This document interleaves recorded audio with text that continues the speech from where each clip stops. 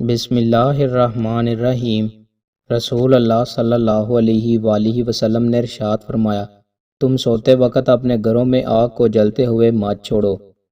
رسول اللہ صلی اللہ علیہ وآلہ وسلم نے ارشاد فرمایا، جب تم میں سے کوئی جوتے پہنے تو وہ دائیں سے شروع کرے، اور جب اتارے تو پہلے بایاں اتارے، تاکہ دایاں پاؤں پہننے میں پہلے ہو اور اتارنے میں آخر پر ہو۔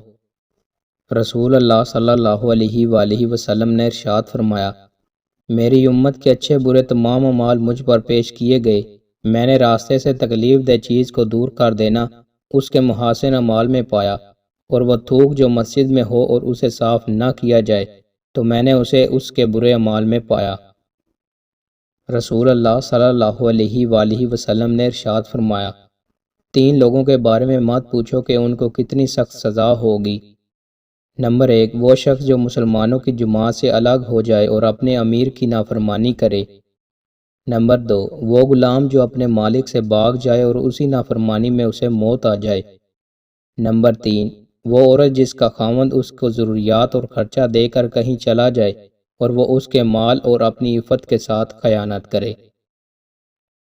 دوستوں، مزید اچھی ویڈیوز کے لیے ہمارے چینل کو سبسکرائب لازمی کریں۔ بہت شکریہ۔